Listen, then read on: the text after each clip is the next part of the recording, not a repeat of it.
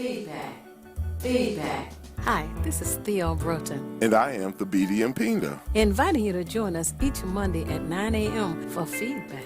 a positive image production by Hood Research. Encourage others to tune in each Monday on Comcast Detroit, Roku, Amazon Fire TV, watch WHPR TV Network anywhere. and take us along with you. Feedback. Feedback. Feedback. Happy Monday, everybody. I'm Theo Broughton, co-founder of Hood Research, and my co-host. Yes, indeed. Mark Cummings in the building. It's going to be a hot show. That's right, that's right. I just want to say happy Monday to all of you who are tuned in to us, and thank you so much for being a part of Hood Research, and consider joining Hood Research as well.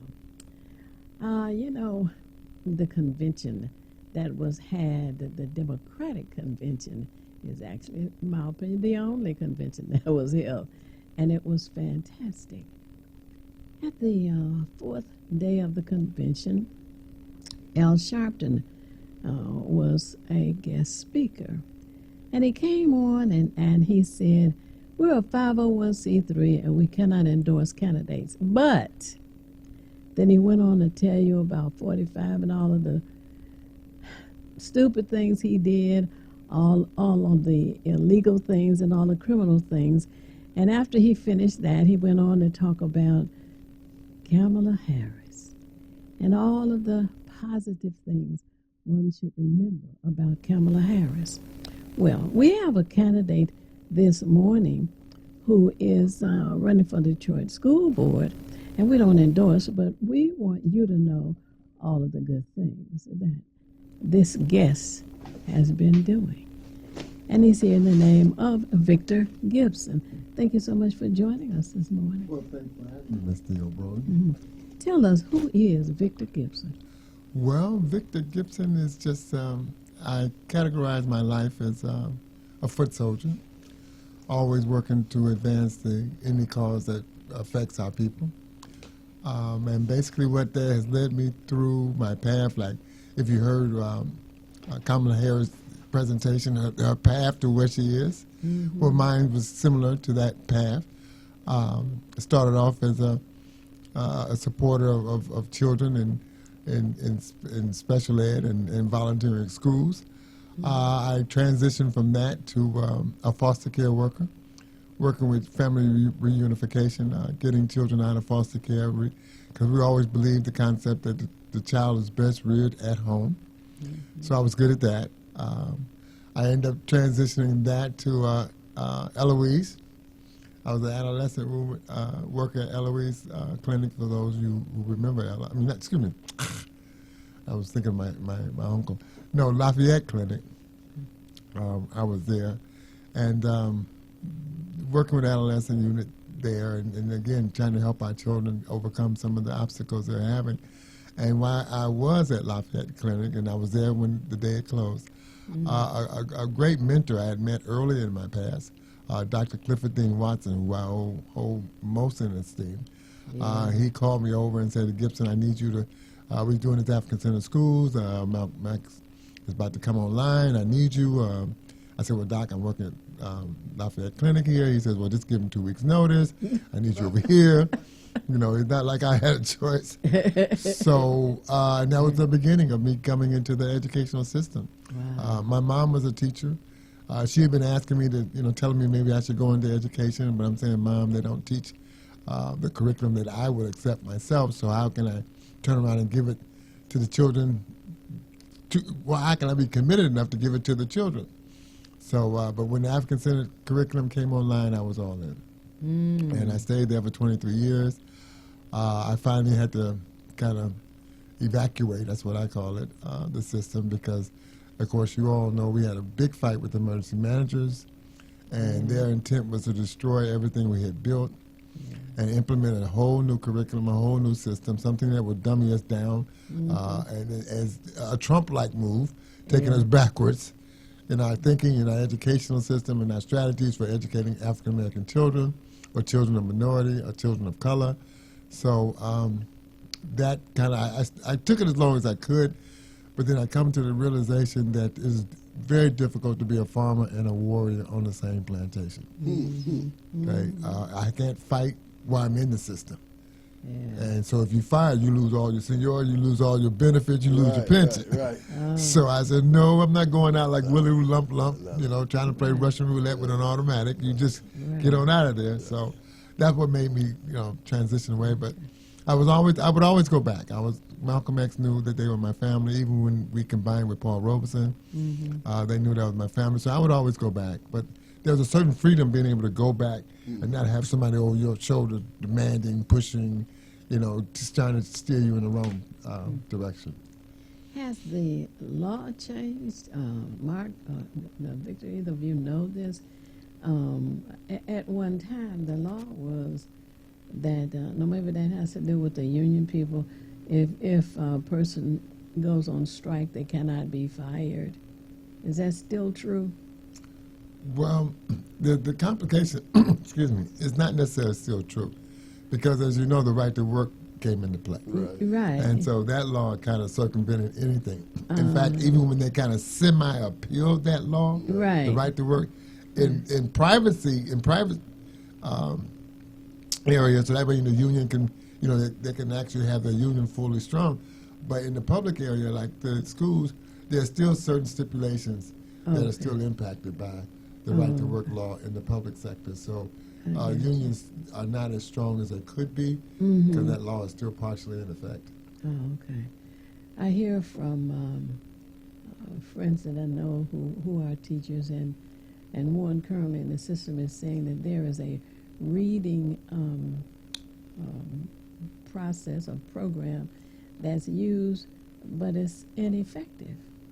So now we have this $94 million batch of money, which hadn't been moved yet, and people are supposed to be being paid $20 an hour to tutor our children. But if you're using a system that doesn't work, how's tutoring going to be effective? Well, let's digress just a little bit so you get to the front end of that. Okay. Originally, it was a Let's Read program. Yeah. And that Let's Read program was asked to have people volunteer. Now, I'm really suspect to volunteer. But yeah, it was asked to volunteer. But there was a lot of glitches in the system in the very beginning, because a lot of people, even myself, when we signed up to be volunteers, we wasn't getting any feedback. Nobody was calling the people, so a lot of people were not being called. So that really put turned people off. The people that were, there were a lot of Eurocentric people that were being called. But my point to all that is this: reading to a child is not teaching a child how to read. So there was no, let's read with just, going there, reading to a child for an hour, and then, that's it. There was no bonding, there was no connection, there was no love, there was no motivation for the child. Okay, so now let's fast forward to the literacy lawsuit. Now they have this money, and I mean, when they got the money, it was kind of hilarious, because for one thing, the fiduciaries of that money, that $94 million, were the very people who started the blight in the first place. So it was, the people who were managing the money. Yeah.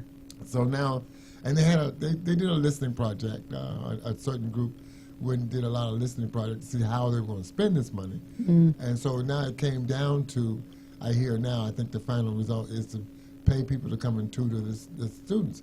Okay, now, here's my problem. What are you going to use to tutor students to read? What material are you going to use to encourage them to read? Are you going to introduce the strategies of phonics? Are you going to introduce the strategies of starting with sight words and spelling words to move forward so you can start grasping the art of reading? The art of reading is not that simple. I mean, for you to just come in and say, I'm a mentor and tutor somebody, if that person doesn't have the skill excuse me, and the love for the students that they're having, because the thing is that raw material. You're going to get a child that may or may not have a solid upbringing background. So you got to engage them in a sense of, well, why should I do this? My mama don't read that well, and blah, blah, blah, blah. So you're going to have that resistance. How do you overcome that resistance in children who are going to instinctively not know you, not like you, stranger danger? So how do you bond with them in that hour to get them to be worthy of that $20. That $20 is going to be well spent. Right, and you're going to earn it. You're going to earn it. It ain't like I'm going to sit there with a bunch of, oh, we got a new substitute. She's going to teach us how to read. No, it's not like that. Yes, indeed. And you know, Miss Brown, I just like to say, look, folks, we got an icon in the building. I mean, let's just be honest. This gentleman was at Malcolm X Academy when it first opened. Okay, in 1990. And if people were here at that time, they recall it was not an easy struggle to get that school open. You know, it started out, the idea was, look, the young boys are struggling. And they still struggle. At risk. Right, and at risk. And we, as black men, were endangered. Okay, that was the thing in the early 90s. Yes, it was. And we were like, look, we got to do something about these young men. We're going to open up this school. This would have been in the entire country, folks. No one had used public funds for a single gender school. This would have been something that just opened the door across the board in other states if this had happened. And it was going to happen. We were going to get an all-boys school, but the ACLU came in here, and they came in with a vengeance. And in a way, yeah, technically with the laws, you wasn't supposed to use public funds. But we were a unique situation. It's an all-black city for a long time now. And we've been struggling. And, you know, families, this is a female city. We know we got the most single-headed households in the country, percentage-wise. So we were battling. And they came in here and said, no, you can't do it. You can't use public funds. And the sad part about it, you had so many black women protesting against this. It almost was like we were battling each other. It was like, and these are their children. This is what really hurt so much. These were their children. And they battled against it. So we did end up having a school. And the school opened to both genders.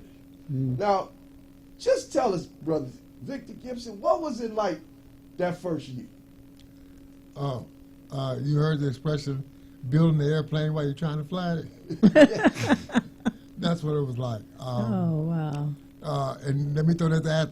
You talk about the parents and the children, but also talk about the teachers now.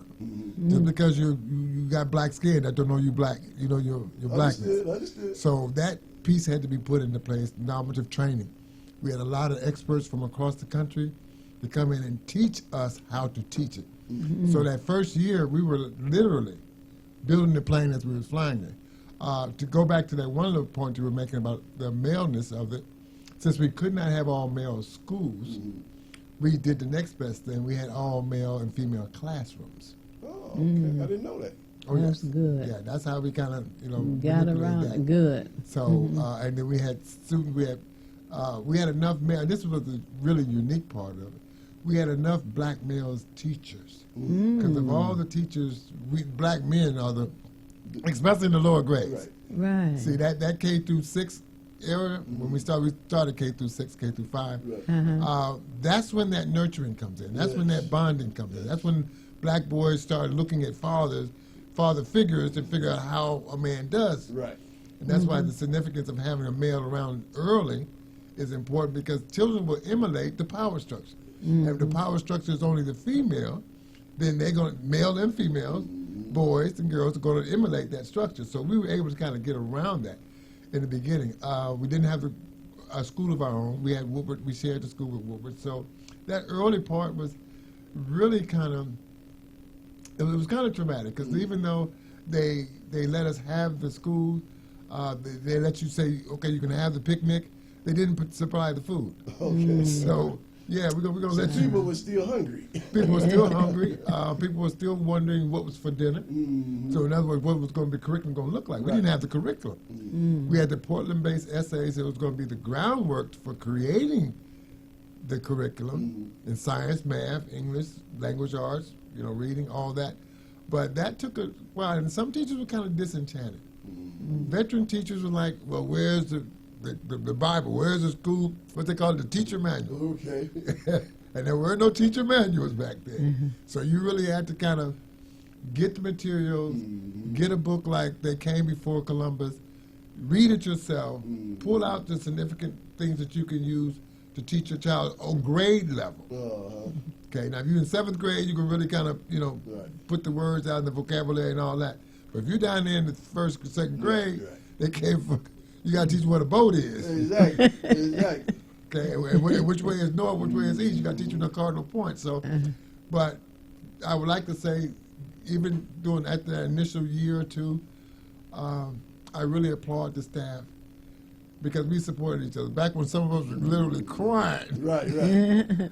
we supported each other, and I give thanks to some really Dr. Kay Lovelace, Diane Shabaka, Dr. Otis Smith, who they had to be doing 24 hours Okay. a day. They hurried up and started churning out the materials we And need you to know, teach. I'm glad you're saying this because so many times people have this idea that the teachers really don't have the energy for the kids like they should.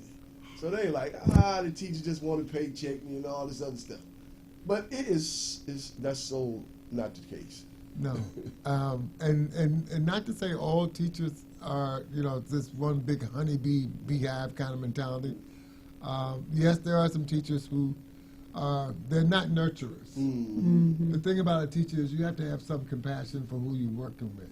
Exactly. Compassion for the parents. Mm-hmm. You will have parents who are out here struggling. So of course, the struggle will be Right. traumatic for the child that comes in your area. So it's not like if they did AI back then, we would have lost 90% of the nurturing capabilities. But you need a human body. When that child comes to that school, you may have a perfect lesson plan, but this child just went through trauma at home. Exactly. Okay, so you cannot just take your lesson plan and force that child to ingest your lesson plan when it's happening without dealing with the issues that the child brings to you. And every child brings some kind of issue from their environment to the schools. Yes, indeed. Ms. Broden. Well, the teacher that I would immediately expel is the one who says, I got mine, you get yours. Oh, that's like fingernails on the blackboard to me. Where's my union rep? No. Yeah, right. I want my union rep one right now. Oh. You know about Well, fire me for that little thing? No. Thank God there's not a lot of those who say that. But anyway, you had, Mark. Well, it was just the reason I'm saying this is because we got to understand we're going to need people who know what we've come through on these school boards. I mean, it's deeper than just, the kids. You got to understand the elements that you battling against Exactly. because it's a battle out here. You At that better know time, we were just coming into that new bond issue in the 90s. We voted for it in 92, and they're supposed to build 26 schools with that money. I still got the big case at home. And they built 8, okay? And they stole 7. Right. Remember the EAA came in. Once we built the schools, the EAA came and snatched them up. $1.5 billion that we just stopped paying on them a few years ago. That 30-year bond. So, folks, now we into the next phase. And like he said, he changed up the curriculum. Like Victor Gibson said, now we got to start again from scratch. Because we can't continue to have children graduating that are illiterate. Well, as a first grade teacher, what I realized, and what, it kind of proved itself out, if you don't have something that I really enjoy reading, I'm not going to practice. I use the analogy, it's like trying to teach a kid how to dribble a basketball but taking most of the air out. Wow. It may bounce a little bit, Right. but eventually it ain't doing right, so I'm going to drop it like it's hot. Those are the things that really makes education so unique. It's not like you can produce a product and just, if it's a faulty product, have a recall. There's no limit law in education. So if my child gets through K through 6, K through 8 without the proper tools and training and skill sets, then the rest of his life is going to be faulty. It's going to be a very difficult challenge. And again, when we as a people face difficult challenges that we don't think we can overcome, we drop it. We quit. And, So and that's no good. Well, you got to battle. You got to battle. It wasn't so much, if you look at the 40s, our grandparents didn't know how to read, but that didn't tell us, they didn't let us not read. Right. Okay, you going to practice reading to me. That kind of back support for teachers at home you get the training, get the support, and school you get the training, get the support, then that's what we call a rock and a hard place. You're going to learn this. Right, right. But children got a way out. We have parents who say, I don't do math. I said, don't tell your child that. Okay? Don't give. Well, my mama said she don't do math, so I ain't got to do math. Don't come with all these newfangled math solutions. And when parents learn the reading, writing, math, 1 + 1 and blah, blah, blah, when they learned it, it was simple. Now they got this new multiplication, the shortcuts they call it. So even though you get to the same answer, like I used to tell my child, I don't care how you get to the answer. Okay, but get to the answer. So if a dog's chasing you, you try to get up a tree, get up that tree any way you can. Hug it, skip it, grab the limb, pull it. Just answer the question of not getting bit. But there were teachers who were doing, I want proof, and you didn't do it this way. Mom, I got the right answer, but you didn't do it my way. And so they graded you down. So all that goes into, when you're talking about educating and teaching and getting parents to be involved, and we've lost all that. So we up did a break there, Tim? Okay, we about to go to the break there. Oh, boy. Okay. Well, this is very educational and enjoyable, and we're here with our guest this morning, Victor Gibson. So refresh your orange juice, call somebody. Stay tuned, and we'll be back momentarily. Hello, I'm James Ford. I survived a red light runner, but will you?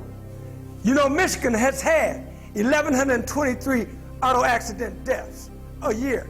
That's 21 per week. We know Detroit alone has 156 deaths, and that equals 3 a week. Those stats do not include the 550 people that are crippled and disabled a month. At 12 noon, September 18th, 2024, people in Detroit and other cities in Michigan will meet in Lansing, state capital, and complain about red light running, drag racing, and hallucinated driving.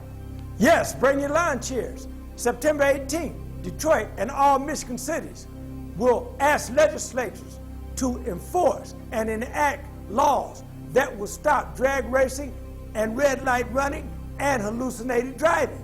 This is not different than the Flint water crisis. People are dying. Join us Wednesday, September 18th, 2024. If you'd like, call 586-918-3061 for more information. Drag racing, red light running, hallucinated driving, it must stop. Stand up, September 18th. Call and share your input. Call 586-918-3061 or call 701-301-3118. Also, again, people of all nationalities, express your input and ideas at 586-918-3061 or 701-301-3118 to stop drag racing, red light running, and hallucinated driving. Thank you, and God bless everybody. Thank you.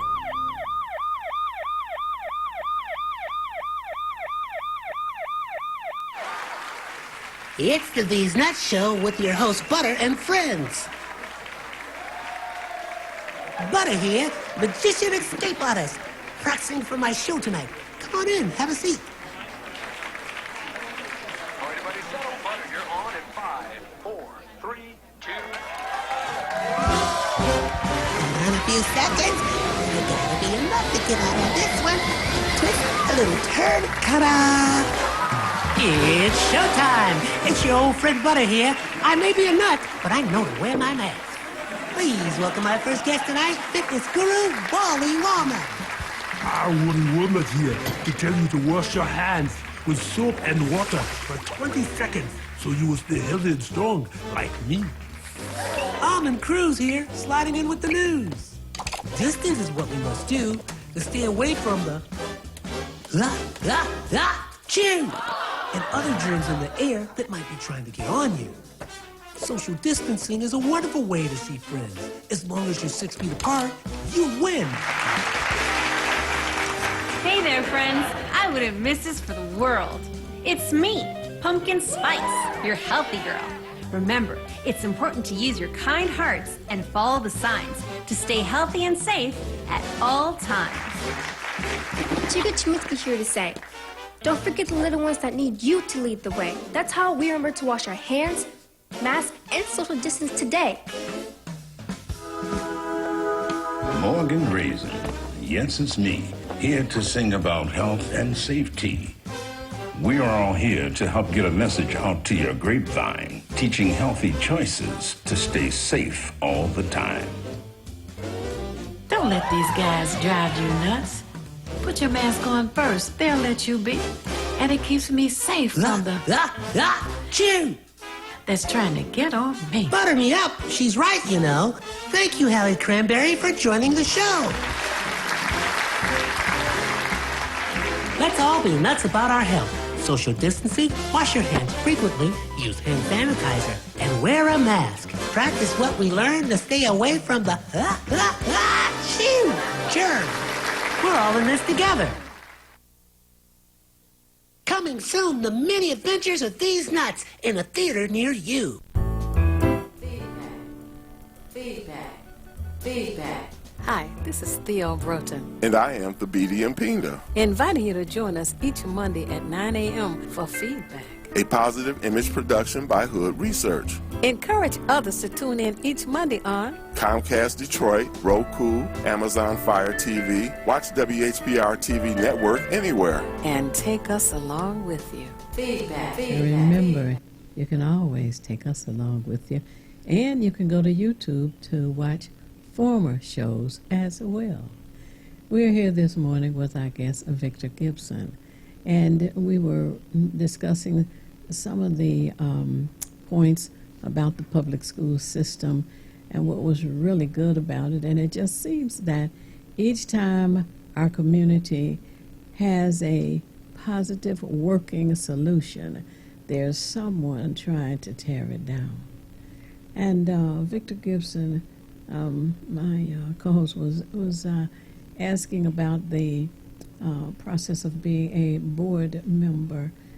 Tell us, what is it? What do we need in a board member? Let's try that. Okay.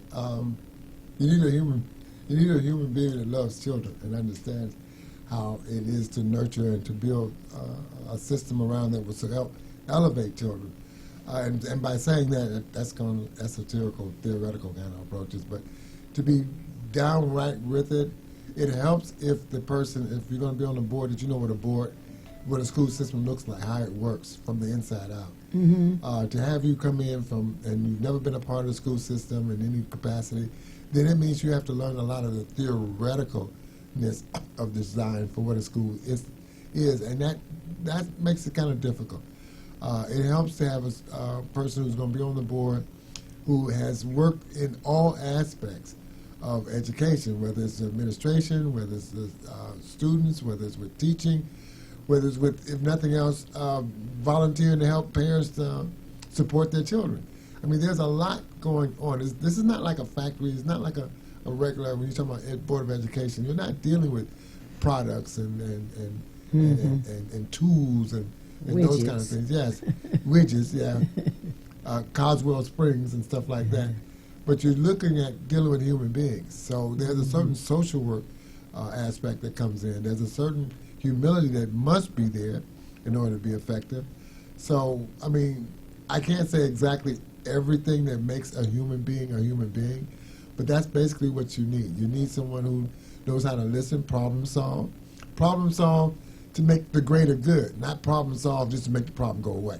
So you can just fire somebody, that makes the problem go away. Mm-hmm. That doesn't solve the problem, that just makes the problem go away temporarily. So to be on the school board, I've seen it, you have to be responsible, transparent, above ground. As someone polled me once and said, where's your ego? Can you keep your ego in check? Well, I'm one from the old school. I don't even take my ego out the box. I leave it at home. Mm-hmm. You can't carry that thing around. That gets you hurt. Can you? They ask you about being able to take money because any power position, there's room for corruption. Now, I don't care what it is. Any job has a corruption factor. You guys are going to be making decisions on budgets and all types of things. Yes. So the money is pretty much You guys control the money. It's flowing past your desk. Now, if you want to trickle something over to the side, off to the floor, right? Oh, that fell on the floor. Well, I'll just pick that up later. So yes, anywhere there's money being moved and used, because the idea is to influence you to be a lobbyist, to vote their way, or to pick up. Remember, these publishing companies, they generate a lot of money into the schools because they're the ones that are making them books and materials. Mm-hmm. So they need that contract. Those contracts will be upward to $30, $40 million. So that's a lot of money about to be shipped somewhere. So if you just sprinkle out, scrape off a little off the top, the room for corruption is there. And if you're not getting, if you're a poor person and you're not getting any money, then like my mom used to say, don't let a poor man count your money. Okay? That comes into play. So I mean, there's a lot of character must be. Yes. And you must be thin. You must be thick-skinned, because everybody's not going to love you. Everybody's not going to see it your way. So as a school board member, you must be able to take the bitter with the sweet. They're going to come at you sideways like crabs, or they're going to applaud you. So while you're being applauded on one hand, you're being slapped with the other. So as a school board member, you must understand how our people operate. Now, Tim, what's the number? Because we got to get some people. I know they chomping at the bit. Folks, you're on 15.2 regular TV. You're watching now. You're online watching at RadioWeCanSee.com. Get a phone call. We at the radio booth. 313-365-7327. 313-365-7379. Call in, speak with Brother Victor Gibson, get your feedback in on what's going on, and ask some questions, because there's a lot of people out here between now and November that's going to be running for Detroit School Board, and this is your opportunity. 22 people. 22 people to speak with someone that's doing just that, and let them know that, hey, these are some questions you have. The main thing is, as a citizen, as someone who might have a child in the school system, you want to know what's going on from the beginning to the end. Now, 22 candidates, no primary. That we have to vote in November. They were not on the ballot this past August.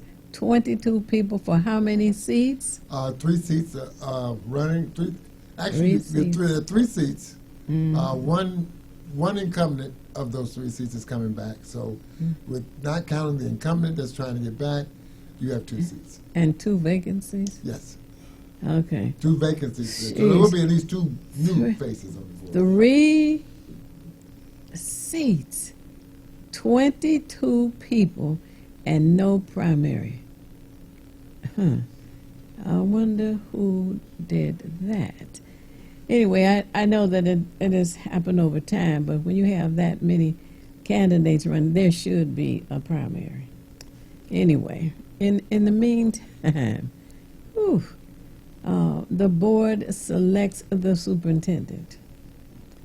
And the board had the responsibility, which failed in my opinion, recently, to determine whether or not they wanted to approve 3 additional years on the contract of the person who is the superintendent of the school today. And based on where we fell in the order of things, they gave him, approved for him, 3 additional years on his contract. And we desperately need more than 3 seats available. However, we'll go with what we have, and we have to do a better job of enlightening the members in our community. So I'm glad that you are sharing what people need to look for when they want to vote for a candidate for the Detroit Public School Board. Now, what is the term of a Detroit School Board member? 4 years. 4 years. Okay, so 4 years is what originally thought, but I heard somebody give me some information that it might be 6, but I think it's 4. Okay. Remember, there's 7 seats altogether. Okay, they broke them down into 3 and 4, when we actually got the ability to have a school board. And so that keeps you from having a whole new set of folk come in at one time. Okay. Now, is this a good thing or a bad thing? I don't know. But it takes, in a democracy of 7, then it takes 4 people to rule on anything. So this 3 comes in, we're going to be on the short end of things. The 4 that's going to be in there, but then they have to run. Right. Which in a way was sort of disingenuous for them to go ahead and give this man a 3-year extension before the vote. You want to get the people in and see what we get with the new members. What they going to decide, how they feel about things. So, folks, that would have been nice. Politics makes for some strange bedfellows. And there's some bed bugs in the bed. It's some bed bugs. I'm picking out. Did I say that? That's okay, though. I didn't mean to say that. It's a lot of fun down here because R.J. Watkins allows, this is the station where you're going to get some things that, like the truth. The truth. There you go. We had a caller in. Caller called back on in. I know you want to speak with Brother Victor Gibson and ask some questions because this is big. Education is the key to almost any city in America because that's the first thing you ask. How's the education system? The community, right. And if you look at the definition, there's so many definitions of education, but the one I hold most to is the one that says education is about solving problems. Yes. I like that. And then when you think about it, we test students on problems every week. You take a test. What's that? Problems on the test. And how many problems did you solve? And that's going to determine your grade. So, people have different ideas of what education is, but to me, that's the root. How do we solve our problems? We got so many problems in our community. So are they teaching us to solve our problems? And then identifying the problem. Yeah, well, that's number one. You can't answer. Please don't give me the answer, is the sky blue and I'm talking about the earth. Yeah, right. How do you feel about the law that was passed recently and signed by the governor as it relates to all seniors must take a financial literacy test before they can graduate and pass it, by the way? It's a subject that's long overdue. We have definitely a deficit when it comes to financial literacy. We think living large on a bridge card is about all we're going to do around here. So when it comes to financial literacy, we just want to spend until the bottom line says 0. Okay, but why wait to the senior? That's something. If you talk about teaching children math, teaching children about money, why not start in the 5th grade about financial literacy? Why do you wait so late in the game to make it mandatory? It's ironic because I graduated in '83, McKenzie High School. I went to Renaissance when it first opened. They booted me out after I clowned so much. Oh yeah, they did. My daughters went for that, so we didn't tolerate that. Go ahead. But nonetheless, when I was in junior high school at Charles R. Drew Junior High School right over there in Wyoming, Chicago, they were teaching us about the stock market. I learned about PE ratio, price to earnings, and so we had learned a few things about finances. This was back in the 70s. Okay, so I don't know how we got away from that, but I think people also need to understand today. I think what's different is because I always taught my kids, you're not getting an education to get a job. It's not about making money. You're getting an education to be a critical thinker so you can ask questions and know what's going on in your environment. That's the main thing, because I told anybody can make money. You can get out here and sell oranges all day and make some money. And we starting to see that anybody is making money. Because some of these folks that we out here looking to give us information on everything now, whether it's Jay-Z or somebody else, these guys ain't even finished high school. Okay, but we looking at the money, thinking that the money is what entails where you stand in society.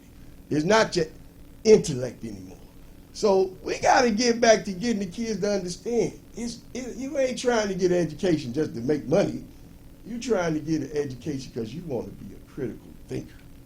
And if you remember, that critical thinking thing is in the paper now. It's on the mouths of people right now. They want to get rid of critical thinking. Wow. Yes, they don't want that. That's one of the things they're pushing for with this new system of teaching, this new charter school movement. If you look around and say, well, how many? There are 13 schools, accordingly, that I'm getting information from in the Detroit Public Schools that are unsustainable because they don't have enough students. Wow. So if you can kind of get rid of the critical thinking part, the charter school has them, and so now we can get rid of now we can start closing schools just for the simple fact that not enough bodies. And that's some of the things they're still trying to destroy. You, as African Americans, you're not supposed to be intelligent. You're easier to manipulate. So we get a generation, which we seem to be doing, of low functioning, no understanding, less critical thinking, more get rich or die mentality. Right, exactly. Okay, because you kind of alluded to it, but that's called weaponization of music. They don't weaponize everything. Our food's been weaponized against us. Our schools been weaponized against. You name it. Anything about Maslow's basic hierarchy of needs is being weaponized against us. And if our children are going to eventually look at us and say, well, Mama Broden, if your advice is so good, how come you ain't got $1 zillion right now? See, I'm going to have my $1 zillion next week. And I ain't been here half as long as you've been here. So that's the way they look. They look at us, and that tells you if they're going to respect us or not. And we have that disrespectful gap between our young people and our seniors right now today. And if they knew the real numbers, it's 35,000 black millionaires in America. We make up 47 million people in this population. So it look like it's just millionaires everywhere. These basketball players and sports stars and entertainers. Money's everywhere. But to be honest with you, we are at the bottom financially. Like Brother Victor Gibson said, there are systems in place to keep us at the bottom. But the bottom is being hollowed out. I was just talking to my wife about this coming in. And because the bottom is being hollowed out, everybody is suffering. They just said that over 7 million men, not black men have fell out of the system of employment. They don't even want to work. Okay. Yeah, that pandemic kind of flipped a lot of folk around. Exactly. It gave them the ability. But something that you just said to me, it's funny that you have all those millionaires, all those basketball players, all those stars. Why is it that at the end, and I find this very strange, at the end of their careers, why do we do a GoFundMe to bury them? I see so many, you talk about this great athlete, this great, person, and he's lived large, and now they're talking about we need to ante up to bury him. What's up with that? Because they set up the system for them to hire the owner's cousin as their agent. Then you need the finance manager, somebody that they don't know. And I mean, let's just be real. Investment brokers. The whole nine. Like I said, financial literacy. The chef ends up somebody that don't look like him. And we got some chefs. I mean, there should be some black guys they hiring these chefs that deal their food for them that you should know about. I mean, we should have a whole army of black chefs. With all of these doggone athletes, they need a personal chef if they're going to play sports. It's so many things that we need to understand and we need to do, Brother Victor Gibson. This is why we need people, folks.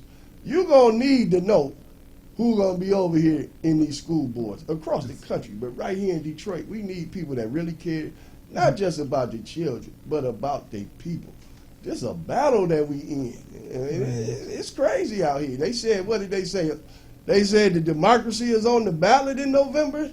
That's right, democracy but also, is on the ballot. Racism is on the ballot. Yes. They never left the ballot, but anyway. Right. All of this stuff we got to deal with going forward. And our kids know if we care about them, they got half a chance. And let's expand this now, because it's not just happening in Detroit.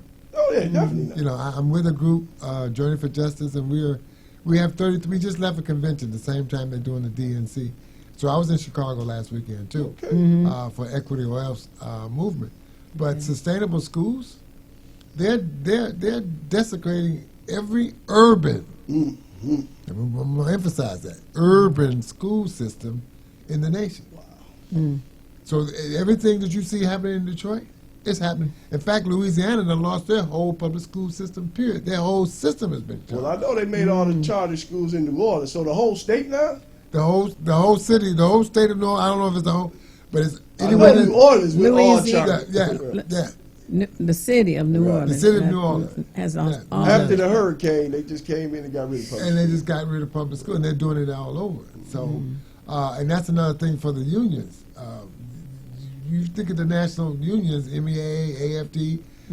These are your unions, brothers and sisters, who have been outsourced and deprived, and I don't hear a mumbling word. So remember now, black folks used to be the scab labor of unions. Yeah. So I teach labor studies at Wayne State too. Hey. You got quite a resume. Wow. Oh, yeah. I just been fortunate to be at the right place when people need help. I'm a foot soldier. Now, where can they find more information about your campaign? I do have a website. I don't have a website. I do have a Facebook. Not a Facebook. Yeah, I got a Facebook page. I'm not a politician, so I don't have a big machine working for me. All I have is some of my former students, some of the parents that I know, some of the people that I contact. I have Theo Broden. I just have a machine that's pushing my name around. Well, if you've been in the grassroots and out here that's really been caring about the city, I mean, everybody know your name just for. I mean, that's how I met you. You know, I used to have a radio show way back in the day, and that's how I met you in '90. I think it was like '97 or something. And it's been a long time, but people, if you're out here, and I'm telling you, they really did bust up the grassroots back in '98 when we put them signatures together to get rid of Archer and have a revote to recall that man. And Jackie Curry said she decertified a good portion of the votes where it wouldn't get on the ballot. That's when you realize that it's powers out here that control so much of your life, what go on in your daily life. That even doing the right thing sometimes don't mean nothing. You know, can I? And you said something. I hope I can just take a quick liberty. Go ahead. I was at an event last night, a Keepalon Center for Paul Taylor. Oh, okay. A brother activist who was, he's having some health challenges now. Inner city subs. Yes, exactly, that Paul Taylor. And they gave him a GoFundMe event at the Keepalon Center. Okay. And it was well attended. But that brother is one that, again, people who struggled for us, they wasn't a part of the system. And so as we get older, when you're young, you can sleep in the street, okay? But when you get older, it's harder. And he didn't have the medical that he really had needed. So we have to be careful with our activists who are fighting for us, but they're not into the system, so the system's not obligated to take care of them. So we had that fundraiser for him. So we're wishing him the best of a recovery, but he's definitely having some health challenges. And folks out there listening, if you know Brother Paul Taylor, yes, call Hood Research. We'll make sure to get, want to make a donation, help them out, call Hood Research. They can call you. Can they call you, Brother? No, but I don't handle okay, money. he ain't messing with that stuff. But call keep Hood it on. Research. Call the Keepalon Center. Call the Keepalon Center. Yeah. Call Brother Hood Marvis Research. Cofield's over there because he's part of the Million Man alumni. So they would definitely know how to direct your efforts. So all those who are out there listening, if you know Paul Taylor, like Paul said, Paul's famous speech, if it ain't about the babies, it ain't about nothing. Sister Sylvia, call in. Sister Sylvia just called me on my phone. Call on in. She want to holler at you. Sister Sylvia, call on in 313-365-7379. Talk with Brother Gibson. And these people out here, they want to talk to you. I guess they ain't getting through on the phone, but they'll get through. And we up there against the break in about 3 more minutes. But yes, indeed. There's the call. There they go. Get that call in right quick. We'll catch them over the break, too. Who we speaking with? Hello? Uh-oh, the phone fell off on us. But it's okay. It's all love because you can see that they out there. And they want to know how to get involved. They still lit up. Okay, they got okay. Because you got to earn the Black Vote T-shirt on. Oh, yeah. All right, they calling again? Yes, get that call in there. Are we on? There we go. There goes Sister Sylvia. Happy Monday. Oh, God. Slide Saw Silverado. Yeah. We got Victor Gibson in the building. I've been listening enough to hear about all the corruption And are those board members on the take to give 3 more years to a snake? And for the children, I pray, and their parents need to awake. We're being weaponized also by our tax dollars, our community education, medication. It just sounds like it's a good thing to dumb down America so the 1% can continue to have our consent to take advantage of us so much. So we just got to awaken more people somehow. We just have to get to the masses because they are definitely too many walking dead sheep, and it's affecting the future of our children. Right, and the whole community. Yeah, and our communities. Yes. And they don't even realize they're being affected. That's what really gets me. Yes, indeed. They don't know they're being impacted by the forces that are out there. They just think everything is party, party, party. But Prince told you you're going to party like it's 1999. But he said 2,000 party over. Oops. But that's part of the systematic thing to keep you dead man and woman walking. Everybody want to shake their behinds instead of wake up their minds. Well, you know, we about to come up on this break, but stick around on the other side of the break for us. But I just want to say this. We got to understand. That's why I got shirts that say, "Are you tired of racism?" You got to understand the system and what you're up against. We were about collective activity in the 70s and 60s. People come together and realize the power was in the numbers. But then what would you cut to in the 80s? Individualism. Yes. And this whole rugged individualism. Right. This whole I, me, my thing has really flipped the whole script on how we even see ourselves now. We don't really see ourselves connected to other people. We up against the break, though. We're going to come on the other side and go from there because it's getting hot in the board. That's right. And we will be back momentarily.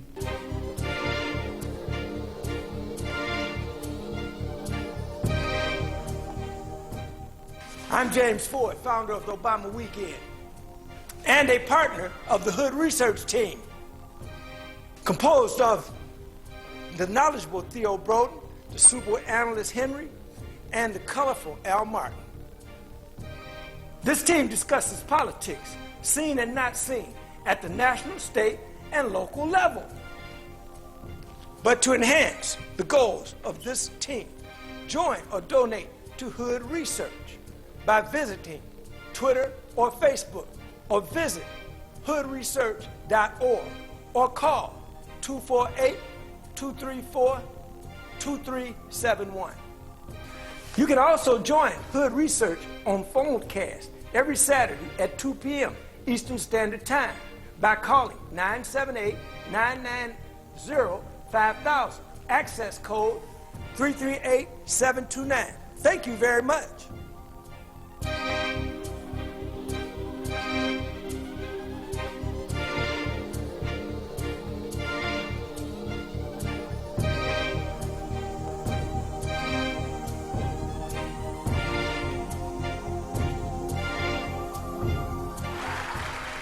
It's the These Nuts Show with your host, Butter and friends.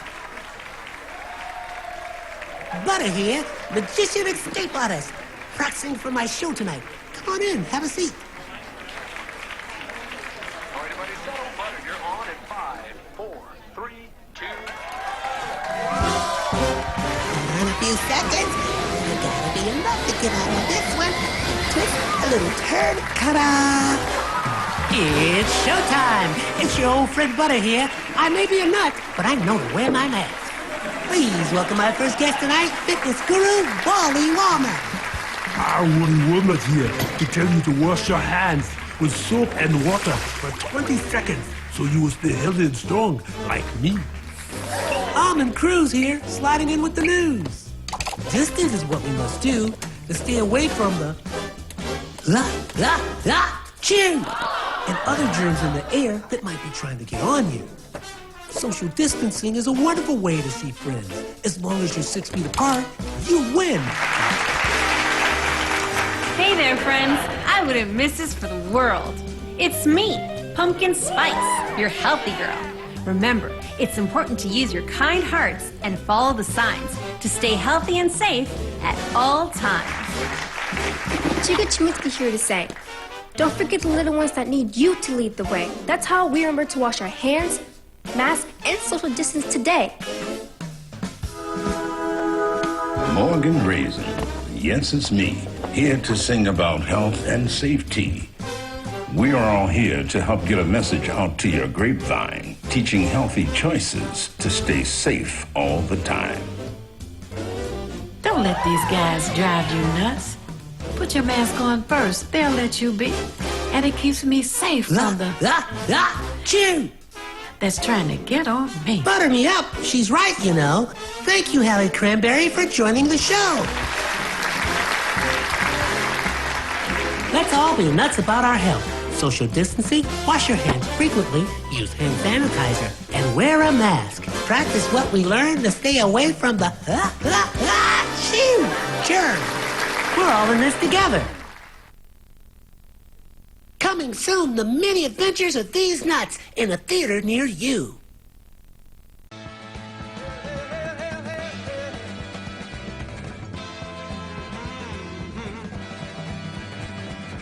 Welcome to WHPR 88.1 FM and TV 33 studios. Inside, you'll find our warm and comfortable guest lobby.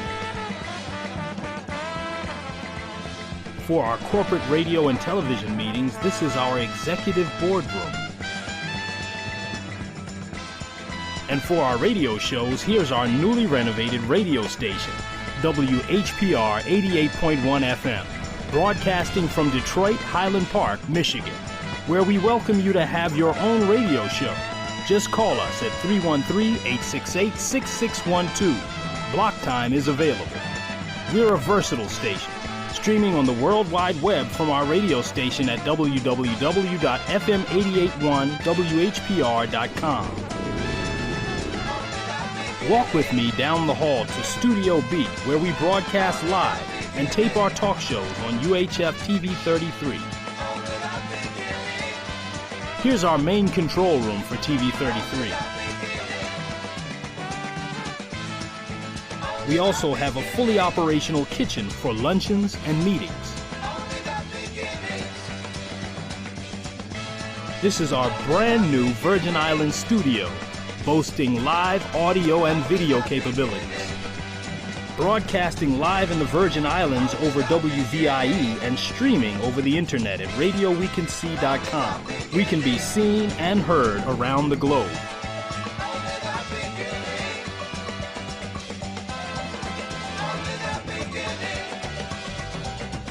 This is our Virgin Islands studio waiting room and lounge. Stop by our gift shop to pick up your WHPR souvenirs.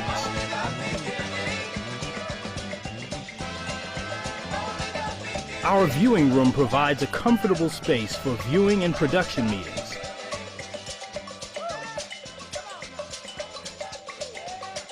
Our brand new remote truck allows us to produce cost-effective live productions from anywhere in the city. Adjacent to our Virgin Islands studio is our concert hall and meeting facilities. Also on site is our 199-foot broadcast tower. Let's talk about our movie studio, Studio A, the home of Studio 33.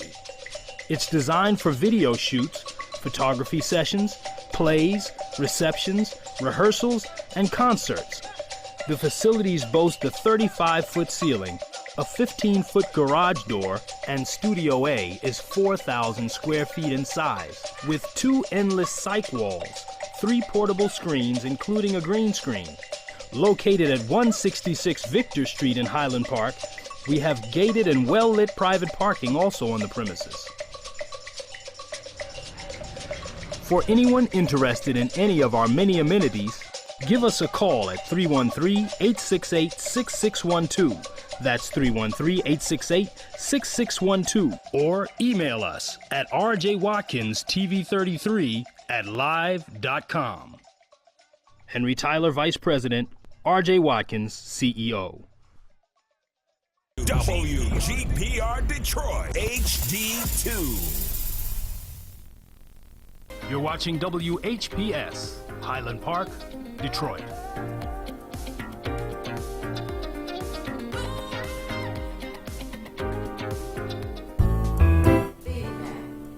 Feedback. Feedback. Hi, this is Theo Broughton, And I am Thabiti Mpinga, inviting you to join us each Monday at 9 a.m. for feedback. a positive image production by Hood Research. Encourage others to tune in each Monday on Comcast Detroit, Roku, Amazon Fire TV. Watch WHPR TV Network anywhere. and take us along with you. Feedback. Don't Feedback. forget, always take us along with you and be a part of Hood Research and all of the wonderful guests that we have on this program and others. As those of you may know, we have a conference call each Saturday from 3 p.m. until 6. Don't have to leave your home, your backyard, your comfortable chair, or your bed for that matter. You just dial in and join in. And as the young man on the commercial said, we're all in this together. I guess this morning, Victor Gibson and my co-host were having a good conversation over the break. Now, first of all, Victor, We got Sister Sylvia still on the line. right? Okay. How can people get in touch with you? Sylvia needs this information.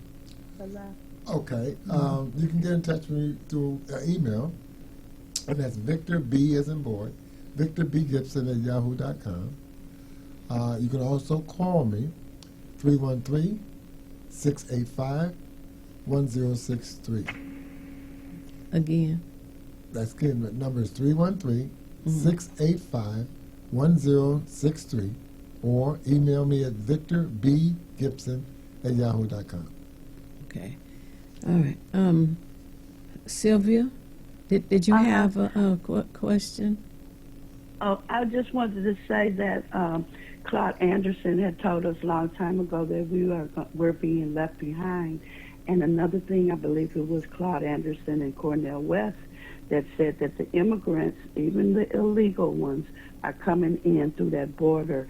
And due to American policies, this is why they're getting the red carpet of monies and all the necessities they need to survive and have businesses and run communities and have better life than those that's already here. Our tax monies are being used, obviously, against us.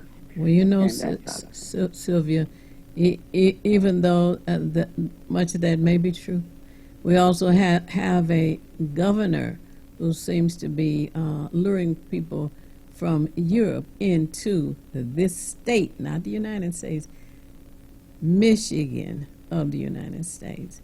And also, the current administration seems to be luring people from Europe into this city. So it just seems to me that the media plays a role in this by causing a lot of discontent and people get upset, angry, and all of that because of what they hear about what's going on at the southern border. While all that's going on from those who are coming here from Europe seems to be shoveled under the rug. So you think it's a distraction too? Absolutely, it's a distraction. I'm not saying that there are not problems at the southern border. What I am saying that maybe the balance is coming from Europe. In addition to that, there's a lot of gentrification going on in the city of Detroit, also known as Negro removal, by the way. Yeah. And when we had Mayor Coleman Alexander Young as mayor of the city of Detroit, we had something around 1.8 million residents. Today, we barely have 600,000 residents. And if the city of Detroit was majority black, guess who's being edged out? Yes. Well, one of the comments I will continue to listen. Great show, great guest, and I will continue to listen. Thank you. All right. Thank you for taking my call. Well, But you know something, Miss Broden? Yes. You said that, but now we're looking at, we still have a large population of African Americans here, but we have no African American representation in the legal system. Now that's kind of like far-fetched too. We have Sheree Tanadar, and we have Rashida Tlaib. In Congress. Yeah, so where is the black representation for our community in the legislature? And in the Senate as well. Yes. When Hill Harper was running for United States Senate, he did win in the city of Detroit, but he had to run statewide. And what kind of, result or response did he get? And because there was such a low turnout in the city of Detroit, which could have made the difference. Well, People don't get it. We have to be able to teach the people, share with the people that voting as a block makes a big difference. Don't just stay at home. Whoa. What we just talking about that before we went to the break about the individualism versus collective work and responsibility. That's right. Which is one of the principles of Kwanzaa. Right. I need to ask you a question then. Yes, indeed. My question is this. Why is it that every 4 years we reach this time in our election year, but between those 4 years, and I've been saying this for a decade or more, when are we going to groom our own candidates? Ooh, that's a good question. See, after the general election, everybody go back to sleep. They're like those cicacia bugs. They go to sleep for 4 years, and then 4 years later they wake back up making a whole lot of noise. Well, I'm going to say this. We need a black think tank. We need a few of them. A think tank? Yes.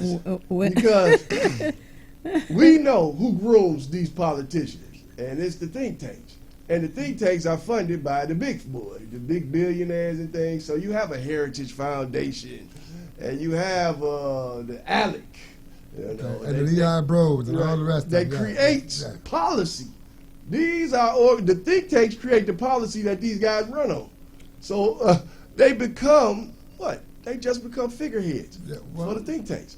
That's how you build up the people. But you need money. The thing is, you got that, but if you don't have money in lieu of money, what you need is you need numbers. You need numbers. And that's why we got to have the people to understand it's a collective thing. Your vote ain't even an individual thing. It's a collective thing. Well, we have to start looking at that more critical, and not on the air. We need to look on that, back in our safe space, if we can find one. Do we have a safe space left? Yeah, we have a safe space. Well, we need to find those. Her hood research is a safe space. Okay, so we can gather folk and have these behind closed door conversation on how what direction we want to go in. Like I say, if we don't have the money, the only thing that's going to overcome money is people. Right. And so you got to educate the people on that issue too. Not just about raising kids in school. It's about, what wisdom are you going to use now that you got the knowledge? How are you going to turn that knowledge into wisdom by using it for power? I like our old slogan, Miss Broden. You do better if you know better. If you knew better.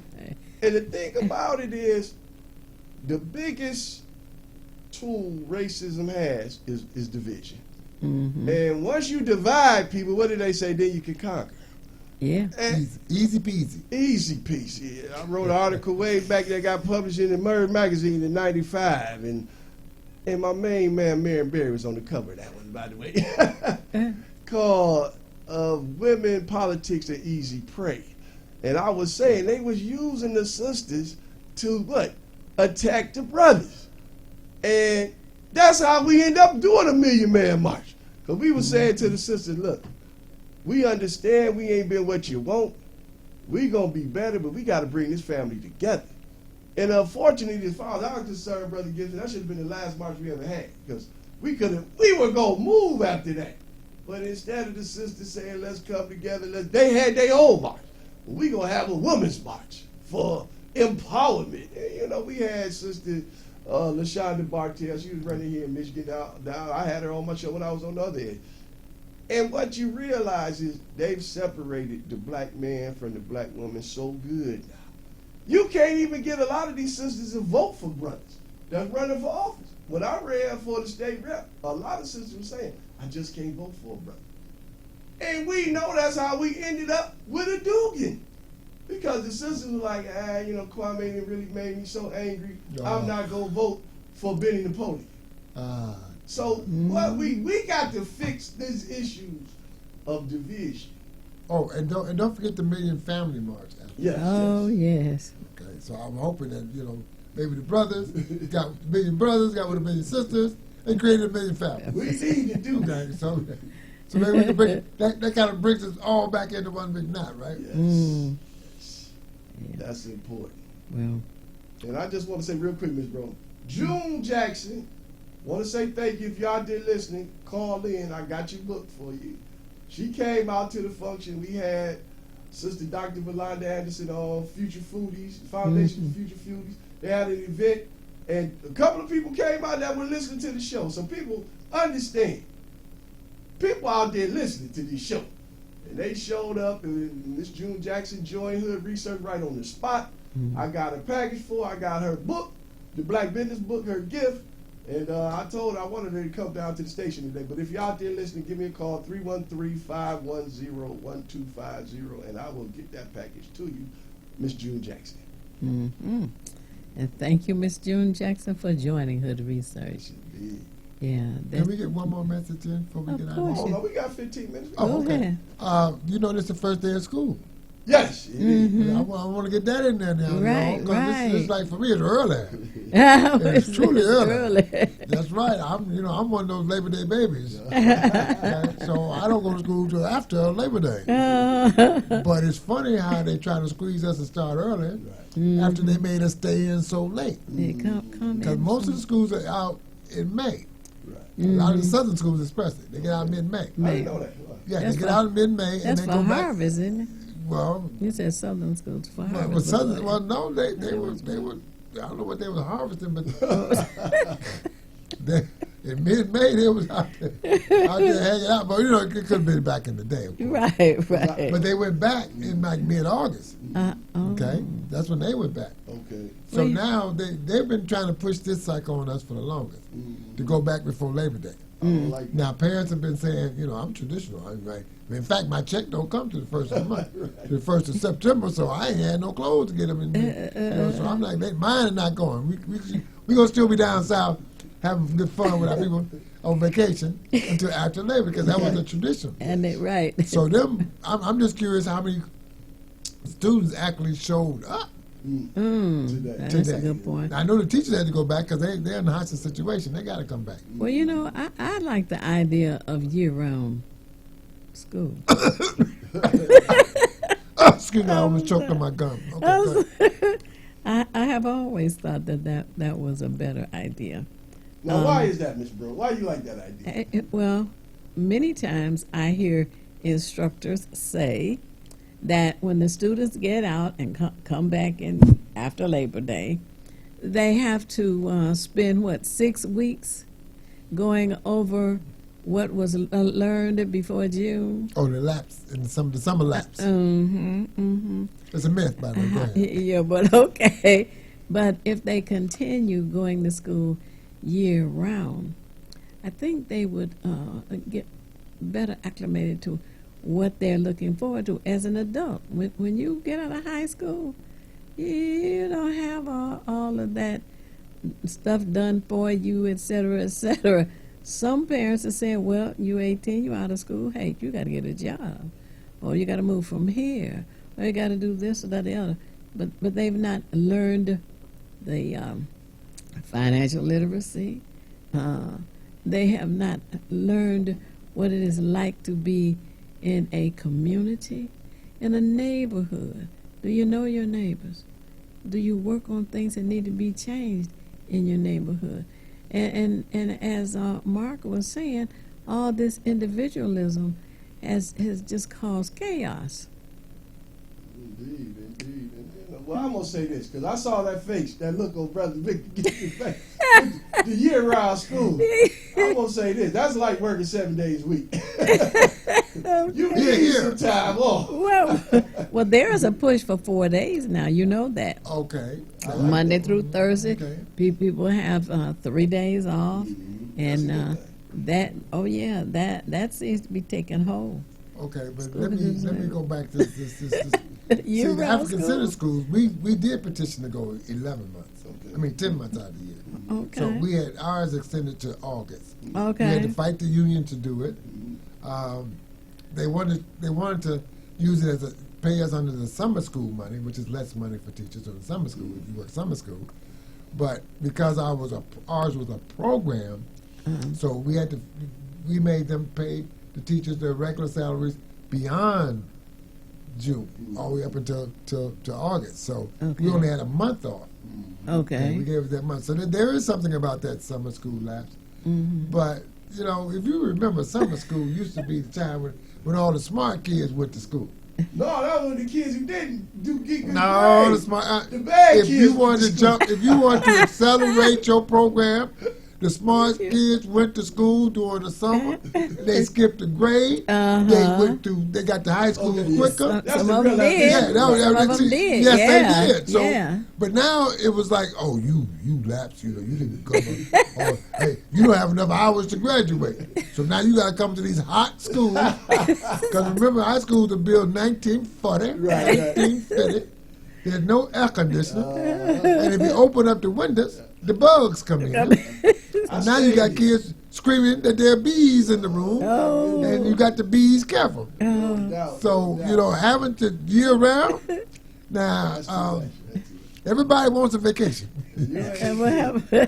Now, what happened to window screens? But go ahead. In these old buildings? Everybody wants a vacation. Everybody wants a vacation. But That's 3-month vacation. I'm loving it because I was at Renaissance and my math was, for some reason, I was good at math in junior high. I got to Renaissance and I had Brother Elijah Porter was my algebra teacher. So you had an AP teacher. You used to have an algebra teacher. Oh. You had an AP teacher. Okay. Okay, AP teachers don't do remedial. So, unfortunately, I fell behind. No. And Lord, I was at Cass summer school so much. Every year it seemed like I was at Cass summer school doing some doggone math class. But then once I finally got to McKenzie, and much love to Dr. Nancy Flake. She was my trigonometry teacher at McKenzie High School. She has moved on. A lot of love to that sister. But I got straight A's in trigonometry, and I don't know what it was, but when you got the right teacher, you can learn anything. And That's true. And that's why I'm saying we need people who have been good educators in these positions. And nurturers. They ain't more just educated. They got to nurture. They got to. The thing is, you inspire the child to find out what his dream is or her dream is, and then you let them go and learn what it takes to make that dream come true. You guide them. Everybody's not going to be a business major in mathematics. Okay? We got to do this real quick. Every time we have a guest on, Brother Victor Gibson, we go in our book, Affirmations. Oh, yes. 366 days of American history. There's black folks that didn't got things done. What is your birthday, sir? September 6th. I'm a Virgo child. Yes, indeed. September the 6th. Mine is September the 8th. So Okay, so you're it's Virgo all people. love. Oh. We know about us Virgos. Yeah. We get things done. We people's people. Yes, indeed. September the 6th. What happened on September the 6th in our history? I'm sure it's something incredible. Because I'm telling you, this man here been doing good work. I'm so blessed to have known him all these years. September the 6th. Boxing, huh? 1892. I bet people don't know about George Dixon.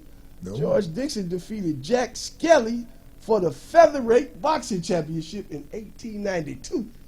That's back before even Jack Johnson. Okay. Yeah. And that's okay. probably why I don't like boxing. I just don't like to see brothers beating each other to oblivion for a couple of dollars. Understood. Now, Leroy Jones was the first African-American state Texas Ranger in 1988. We get a black Texas Ranger in 1988. Oh, wow. See, everything, when it comes to our people, Everything is a first. We still having first. And that ain't that far back. That's what I'm saying. We still having first. And like the man said, we need the third, fourth, and fifth. These firsts are still being done today, and that's a sad commentary. Oh my goodness. Then you got Christian Abraham Fleetwood. This brother educated in the home of John C. Brooms. Served in the Union Army as a sergeant major with Company G, the 4th Regiment, United States Colored Troops, 1863 to 1866. Was awarded the Medal of Honor in 1865 for heroism. So wow. You were connected to a hero, and you are one, my brother Gibson. Oh, well. You're getting it done out here, because when you care about the kids, I'm telling you, that's heroic. Well, the children are always, because I grew up with 7 brothers and sisters, and when we grew up in our day, every family had at least 5. And we lived in a neighborhood that had so many children, we couldn't wait to get outside. Exactly. You know, punishment was staying inside. You know, I'm punished. Can I go outside? Can you just whoop me and get over with? I want to go outside. But they build on your social skills. I mean, you learn to like people. You learn to identify people's characters and their natures. There's a lot of benefits for growing up around a lot of people. Sharing. That's one thing we had to. It was 7 kids and 1 chicken. You learn how to share. So you were creative. Yeah. Because you learn how to create, Mr. Broden. I think when they prevented these video games, that's what ended this whole thing. Because when I was a kid, we played baseball. We played manhunt, where you would be chasing for 4 blocks trying to find people. You had what you did with your feet, eaty meaty mighty mo, and then you go hide and run and play tag. Hey, don't forget hopscotch now. And jump rope. Yeah, and we jumped. The men, the young boys would jump. I was good at jump rope. I was jump rope now. Don't be and jacks and everything else. Yep, jacks. Oh my God, you going back now? Yeah. And pickup sticks. Oh yeah, yes indeed. And don't forget the marbles. Yep. Now you had to learn. I think I swallowed the marble one time. I thought I was gonna die. I tell them. It was gonna roll out at the end. It could always roll out at the end, bro. That's what you knew about that. Oh man! But those were the days when you were bonding with people that you didn't even know that later on. Because it's always good to see somebody from your past later on. 20 years separate you all, and you say, "Hey, I remember you." And see, this guy here, this engineer Tim Smith, we grew up together. See? So he know all about that. See? Baseball teams, we all still free. And that's what education should be about. Not just ABCs and 1, 2, 3s, but about the socialization process.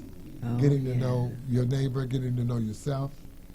You know, like I said, I'm glad my mama gave me some lap time and some slack time.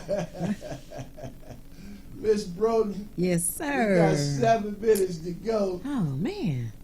This morning has really zoomed by, but I want to let everyone know who have been tuned in today to share this information with those you know, because we do want people to vote as a block for those that we know who should be in place on Election Day. The next concern is that you join Hood Research. At the end of the show, I always say it's not necessary for you to know everything. What is necessary is for you to know how to find what you need when you need it. And we at Hood Research seek out as much information and people as we can to share with you and encourage you to share with us as well. Because that's how we build unity. That's how we build groups who come together. That's how Hood Research has been as strong as it has been for as long as it has been. We're in our 32nd year. That's something in itself. So, 1, if you need the email, it is contact@hoodresearch.org. Again, CONTACT,